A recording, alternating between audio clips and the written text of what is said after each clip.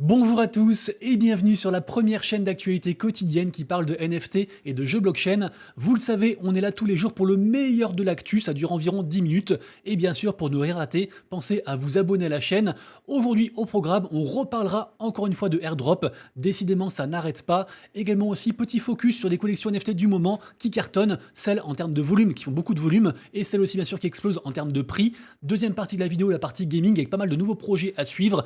Et juste avant qu'on commence, je reviens rapidos sur la vidéo d'hier. Bon, vous êtes nombreux à avoir compris, j'ai fait un lapsus par rapport aux deux airdrops de janvier. J'ai dit 31 juillet dans la vidéo, mais non, airdrop de Frame et airdrop de Jupiter, c'est bien le 31 janvier. Ok, donc très bientôt, donc préparez-vous, allez voir la vidéo évidemment. Et également aussi, dans la vidéo d'hier, j'ai parlé du fait que Solana allait sortir une nouvelle vague de son téléphone mobile. Du coup, ça y est, c'est confirmé, il y aura bien 100 000 nouveaux téléphones qui vont arriver à partir de 2025. Ça coûte 450 $ à commander, on peut déjà le faire dès maintenant. Et par contre, on n'est pas encore sûr au niveau avantage de ce qu'il y aura, de ce qu'il n'y aura pas. Par contre, pour le moment, la hype est assez grande et beaucoup de gens l'ont commandé.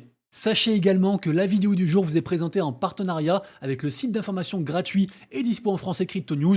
Vous le savez, je le dis à chaque fois, j'utilise ce site tous les jours pour mes recherches actu NFT, mais dessus vous trouverez aussi bien sûr des actus sur tout ce qui est crypto, finance tradi, des articles plus de fond aussi sur des découvertes de projets, des comparatifs, des guides, les différents exchanges, etc. Il y a plein de trucs, c'est vraiment un tout en un, vous aurez tous les liens en description et merci beaucoup à Crypto News de soutenir la chaîne. Et comme à l'accoutumée, on démarre tout d'abord par un petit récap très rapide du marché NFT sur 24 heures. Ce récap, vous le retrouverez bien sûr tous les matins sur mon compte Twitter, également aussi sur Dbank et Binance Square vers environ 11 heures. Donc bien sûr, n'hésitez pas à me suivre. Et aujourd'hui, après 3 jours de hausse consécutive, le marché NFT, au moment où je vous parle, est en léger retracement. Sentiment de marché à 30, ce qui reste correct dans cette période. Blue Chip Index, donc l'indicateur de bonne santé des collections NFT sur Ethereum les plus capitalisées. Ce Blue Chip Index donc, il est à 5600 ETH de market cap. Ensuite, data intéressante, sachez qu'actuellement, il y a 1 469 815 650 NFT sur toutes les blockchains, je tenais à vous le dire, et que le market cap global est à 16 milliards, 16,6 milliards, ça reste intéressant. Au niveau des volumes, Ethereum est toujours premier en tant que blockchain des NFT, volume totaux, tout blockchain confondu à 41 millions sur 24 heures donc, et les 3 NFT qui font le plus de volume actuellement, c'est tout d'abord du coup les Mint ID. Alors ça c'est intéressant parce que en gros c'est un mint qui a lieu actuellement, ça coûte 0,28 ETH et en fait c'est lié à une sorte de layer 2 spécialisé dans les NFT. Donc assez intéressant, du coup layer 2 sur Ethereum, renseignez-vous et sachez aussi que si jamais c'est trop cher pour vous, 0,28 ETH, ils ont aussi fait une seconde collection NFT qui coûte seulement entre guillemets 0,01 ETH. Peut-être qu'un jour il y aura un drop, on ne sait pas. En tout cas, seconde collection à faire le plus de volume, c'est Dokyo sur Avalanche à 53 AVAX. Il cartonne toujours autant tous les jours, c'est assez incroyable. Et troisième collection, bien sûr, Pudgy Penguins, on en parle régulièrement. On m'a également aussi posé la question, qu'est-ce que c'est que cette collection qui arrive en 9ème place, qui s'appelle OOT? Alors, je suis allé voir, et c'est vrai que moi, je suis habitué à avoir des collections comme ça qui pop du jour au lendemain, avec des très gros prix. Par exemple, ce matin, quand j'ai regardé, c'était genre à 0,9 ETH. Là, on est à 0,38. Du coup, c'est une espèce d'Otari. Et en fait, c'est juste le projet d'un plus gros projet qui s'appelle Altlayer. Et Altlayer, je connaissais pas. Apparemment, c'est un très gros protocole. Plus de 500 000 personnes qui le suivent. Comme quoi, on peut être tous les jours dans les NFT. Ça peut être votre travail. C'est le cas pour moi, et passer à côté de certaines choses. Donc bref, en fait, pourquoi ça pump? Tout simplement parce qu'ils ont annoncé avoir fait un snapshot. Qui dit snapshot dit évidemment, on imagine un airdrop, et donc on imagine que les holders de ces NFT vont aussi avoir des récompenses. Par contre, attention, le snapshot a déjà été effectué, donc faites bien vos recherches avant d'investir sur ce projet Altlayer et leur NFT. Également aussi, ça ressemble un petit peu, on a des NFT qui se sont fait très remarquer dernièrement, c'est les NFT qui sont ici, les Honeycomb. Qu'est-ce que c'est que ce truc qui a fait quand même 500 000 $ de volume sur 24 heures? Et bien en fait, Honeycomb, c'est tout simplement les NFT qu'on peut avoir grâce à la Bear Chain. La Bear Chain, pareil aussi, c'est un gros narratif. Beaucoup de gens pensent à un futur airdrop. C'est une layer 1. Et en gros, les gens, ils peuvent donc tester, aller sur la testnet, faire des choses, récupérer du token, après minter des NFT. Bref, c'est un truc qui marche bien. Et en tout cas, les NFT, ils coûtent quand même 0,42 ETH. Donc bravo du coup à ceux qui sont dessus. Moi, malheureusement, je suis un peu frustré parce que je parle de plein de choses, mais je n'ai pas le temps de rentrer de partout. Donc renseignez-vous bien. Mais la Bear Chain, on a parlé d'un jeu dernièrement aussi, je crois, il y a environ 3 jours, qui marche pas mal. Ça me paraît être un bel écosystème, notamment aussi côté NFT. Et d'ailleurs, il n'y a qu'à voir la liste des projets qui pour l'instant bullent de dessus, et sachez qu'apparemment il y a 70 écosystèmes, plein de partenaires, et notamment aussi bien sûr 10 projets gaming et 19 projets NFT, donc après comme je disais bien sûr, à vous de faire vos propres recherches. Je précise également que quand vous allez sur un nouvel écosystème, c'est toujours mieux de prendre un nouveau wallet, un wallet vierge, pour éviter du coup tout problème futur. Et donc, ça peut aussi être l'occasion d'utiliser un autre wallet que MetaMask, comme par exemple Rainbow Wallet, qui a annoncé un airdrop et qui récompense en fait les gens qui utilisent du coup son wallet avec différents points, ou encore Rabi Wallet, dont j'ai parlé hier, qui a annoncé, on imagine, un airdrop aussi. Donc pareil, essayez comme ça d'optimiser les choses, ça peut être très payant sur le long terme. Pour terminer sur le marché NFT, tout à l'heure je vous ai dit qu'on avait fait plus de 40 millions de dollars de volume sur 24 heures, et cette data est de plus en plus précise, et c'est très intéressant parce qu'en fait, avant, il y avait plein de plateformes qui promettaient des récompenses à ceux qui faisaient du volume, et du coup, il y avait en fait un phénomène qui arrivait qui s'appelle le wash trading, et en gros, le wash trading, qu'est-ce que c'est? C'est la manipulation de volume, c'est tout simplement en fait comme si je m'achetais moi-même en fait mes propres NFT pour faire gonfler du coup mon volume, mes datas en fait qui sont propres à moi, à mes wallets, et après en fait, on pouvait être récompensé comme je disais.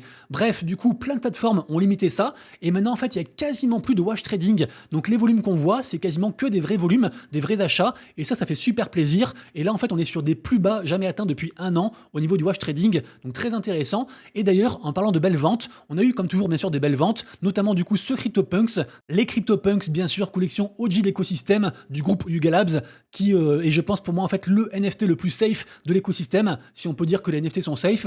Bref, le CryptoPunk numéro 6912 a été acheté pour 190 ETH, quasiment 500 000 balles, assez incroyable. Également aussi celui-ci, le 4506 a été acheté pour 134 ETH, 350 000 balles. Également aussi un Pudgy Penguins qui a été vendu pour quasiment 50 ETH, plus de 100 000 dollars. C'est assez fou. Je rappelle que Pudgy Penguins, ils ont vraiment le vent en poupe.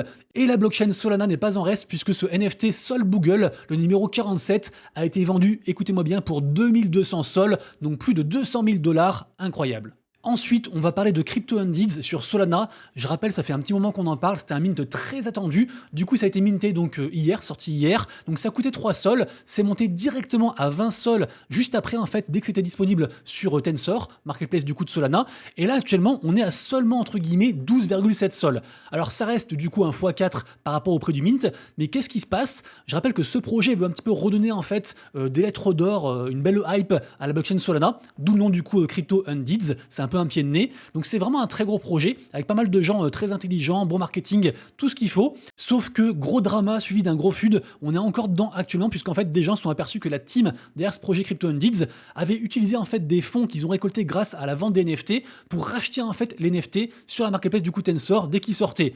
Du coup, manipulation, les gens sont pas contents et en plus de ça, apparemment pas mal de personnes n'ont pas reçu leur NFT suite à la pre-sale. Du coup, beaucoup de gens, en fait, beaucoup d'influenceurs ont commencé à faire des threads en disant je suis désolé d'avoir du coup parlé de ce projet, ils ont fait n'importe quoi, ça remet en cause du coup mon intégrité, bref, gros drama de tous les côtés, côté commu et côté aussi influenceurs qui ont chillé du coup ce projet. Au final, il semblerait que ça puisse s'arranger puisqu'en effet la team a fait une annonce en disant qu'ils allaient enlever 300 NFT de leur propre trésor du coup pour les redonner à la commu, à ceux qui n'ont pas pu du coup minter. Et également aussi qu'ils vont racheter des NFT du floor, encore une fois, pour du coup pareil aussi donner aux gens qui n'en ont pas eu parce qu'apparemment ça concerne plus que 300 personnes, plus que 300 NFT. En tout cas, pour l'instant, on est donc à 12,6 sols. Si vous pensez que la team va récupérer du coup ce truc, ça pourrait être un bon moment pour investir.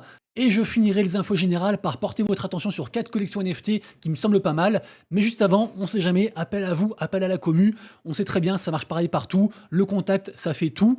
Pour l'instant, je n'ai pas réussi à avoir de place pour la NFT Paris en tant que média. Ils m'ont répondu, ils m'ont dit qu'en gros, ils n'avaient pas de place pour moi.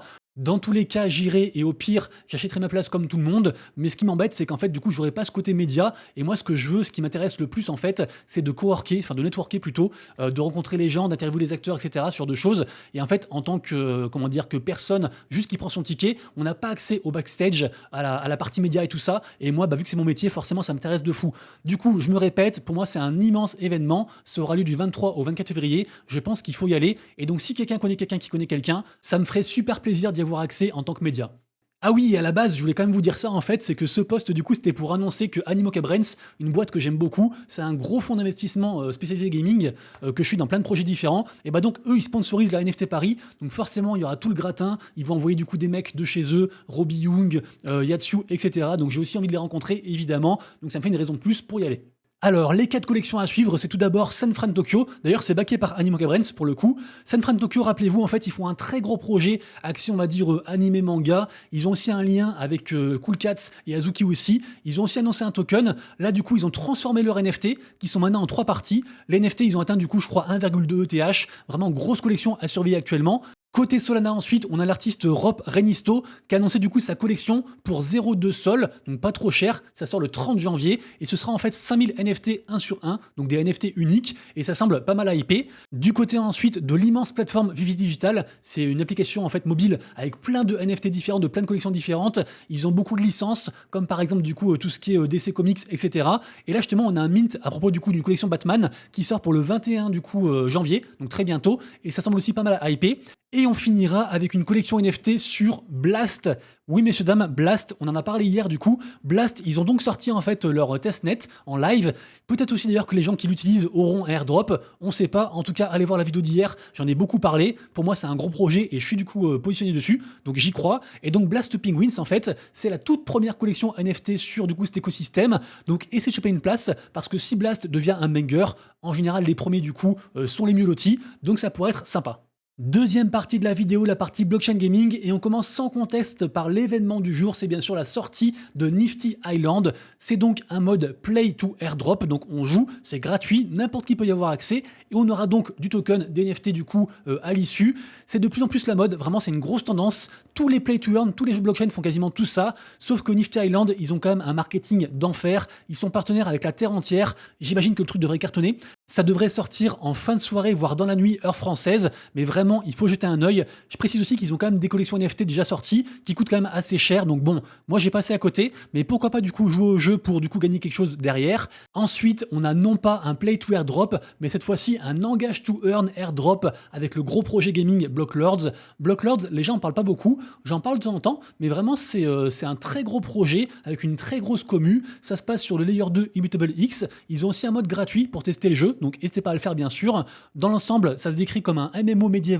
jeu de stratégie, si jamais. Et donc là, en fait, pour du coup être qualifié pour ce airdrop, il faut à la fois s'engager avec des quêtes du coup genre sociales, style sur Zeli, aller liker RT des choses, etc. sur Twitter.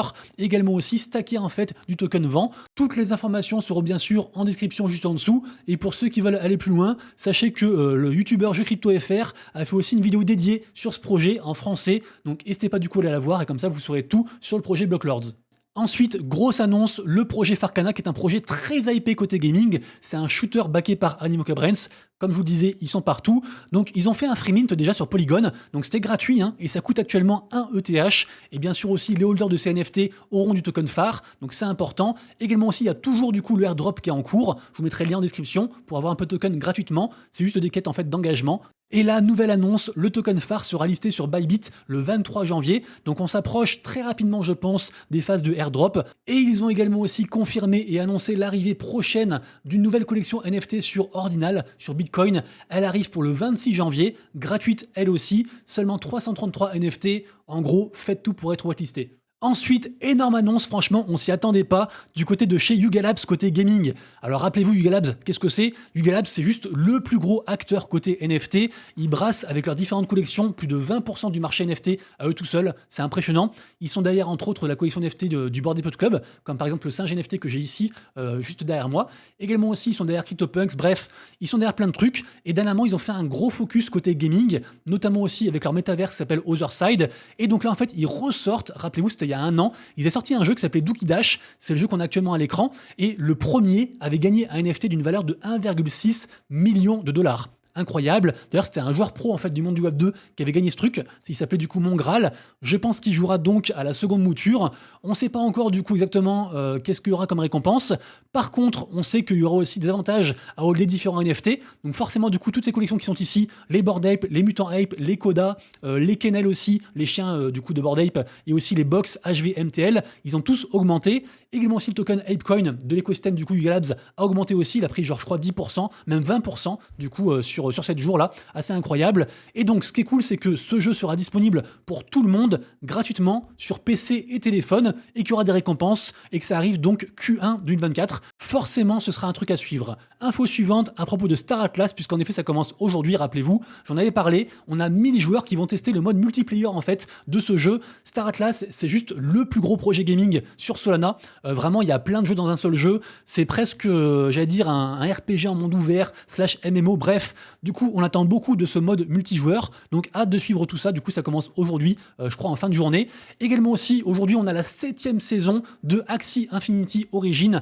Rappelez-vous, Axie Infinity, c'est le précurseur des Play to Earn. Ils sont sortis en 2017. Ils sont encore là 6 ans après. Ils refont encore une saison. Du coup, ils ont aussi, pareil, c'est impressionnant quand même, hein, 640 000 $ de récompense sur un Play to Earn. Franchement, c'est assez fou. Ils sont toujours là. Bravo à eux. Je vous parle ensuite d'une double news du côté de l'éditeur de jeux vidéo Ubisoft, puisque en effet, rappelez-vous, j'en ai parlé hier de Wemix, une grosse plateforme, un très gros groupe du coup asiatique focus sur le gaming. Et donc sachez que Ubisoft sera donc désormais en fait validateur de la blockchain de Wemix parmi du coup 39 autres personnes, 39 autres acteurs. Donc très intéressant du coup, un bon partenariat qui se noue entre deux gros acteurs. Je rappelle aussi que Ubisoft, ils ont sorti dernièrement, il n'y a pas si longtemps que ça, une collection NFT en free mint qui s'appelle Champions Tactics. Ça vaut actuellement, je crois, 0,15 ETH et ça donne aussi accès à des champions par rapport à leur prochain jeu du coup gaming blockchain qui sortira sur la blockchain Oasis sur laquelle ils sont aussi validateurs. Donc peut-être qu'il y aura aussi un rapprochement entre tous ces différents projets reliés donc par l'acteur Ubisoft. Et pour la seconde info, sachez qu'il y a un drama actuellement sur Ubisoft, un drama du coup général, un côté Web 2, puisque en effet, les mecs de chez Ubisoft ont dit en fait que les joueurs devaient s'habituer au fait de ne pas posséder leurs jeux vidéo. Et en fait, ce truc-là, c'est marrant parce que ça renvoie directement à la blockchain, parce que grâce à la blockchain, on peut donc posséder ces jeux vidéo pour la première fois. C'est ce que fait aussi Ultra avec les jeux tokenisés, c'est ce que fera aussi, je pense, Oasis. Bref, du coup, en fait, les gamers s'insurgent en disant « mais c'est n'importe quoi, nous, on veut posséder nos jeux ». Sauf que quand on regarde du coup une cassette ou un CD ou peu importe de jeux vidéo, c'est bien écrit qu'en fait, on ne possède pas le jeu, même si on l'a en version physique. On n'a pas les droits dessus, rien du tout. Donc bref, du coup, ça me fait assez rire. Allez lire tout ça, c'est intéressant. Et pour terminer, 4 projets à suivre sur lesquels il faut vous renseigner. Le projet, c'est AP Collective. Alors, j'ai pas encore tout compris, j'ai pas fait toutes mes recherches, mais apparemment, du coup, il veut en fait aider à scaler. Ils veulent faire grossir en fait différents projets. Notamment, ils seraient aussi derrière, ils alimenteraient aussi donc Army of Fortune, Play Ember et Overworld. Et pour moi, c'est 3 très gros projets du moment qui bénéficient tous d'une très grosse hype. Et également aussi, AP Collective va faire un mint prochainement. Et là, du coup, on a accès à une loterie. Donc pourquoi pas du coup checker tout ça. A priori, c'est un mint gratuit aussi. Également aussi, free mint sur le projet Skyark. J'en parle régulièrement, ça se précise de plus en plus. Il y aura aussi un token par rapport à ce projet. Il faut absolument suivre du coup ce qui se passe et être prêt quand du coup le projet sort. Également aussi, autre free mint, décidément sur le projet du coup Storm Warfare. Alors Storm Warfare, c'est ici. Alors du coup, pareil aussi, free mint avec aussi un token. Et si jamais en fait ce projet sera incubé par donc CDFI, qui est un très gros incubateur Launchpad qui marche très bien. Et là donc il nous parle de l'IGO, donc l'Initial Game Offering. En général, on peut avoir du coup NFT et aussi token à moins cher, mais par contre du coup c'est deux choses différentes. Il y a une partie NFT gratuit avec un mint et aussi une partie donc après avec l'IGO sur CDFI. Les deux sont intéressantes, le projet est hypé, il ne reste donc plus qu'à faire ses propres recherches. C'est un jeu de cartes, je vous l'ai pas dit. Et pour terminer, les gens en parlent de plus en plus, le projet Skytopia. Alors pour le coup, c'est pas un jeu en tant que tel, c'est une vraie plateforme, un vrai écosystème gaming en fait, avec plein de jeux différents. Ils ont donc annoncé leur mint pour très bientôt, le 23 janvier, seulement 777 NFT, donc très petite supply. Ça peut aussi bien sûr être très manipulé, mais j'imagine que ça va augmenter. Le prix est pas trop cher, on est à 0,08 ETH et 0,1 ETH. Renseignez-vous, ça peut être intéressant et bien sûr aussi c'est mis en avant par Xterio. Le studio Xterio, on se rappelle, ils sont derrière entre autres deux très gros projets qui ont très bien marché dernièrement. Le projet Overworld qui est actuellement à 2 ETH de floor price avec un mint à 0,25 et le projet Edge of Dino, mint à 0,65 ETH qui est actuellement aussi pareil à 1,1 ETH. Bref, Xterio, ils savent faire, du coup ce projet m'a l'air intéressant et je pense qu'il a toutes les chances de réussir. Nous arrivons à la fin de la vidéo, j'espère que celle-ci vous a plu, si c'est le cas, pensez à lâcher un pouce en l'air, à mettre un commentaire, ça récompense de fou mon travail fourni jour après jour pour vous. On se quitte comme toujours avec les NFT à surveiller, vous les retrouverez tous les matins sur Twitter sur mon récap NFT, également aussi bien sûr en description. Les amis, on se retrouve dès demain pour la prochaine vidéo, et d'ici là bien sûr, prenez soin de vous, de proches et de vos lettres, c'était Monsieur Rabbit, des bisous, ciao.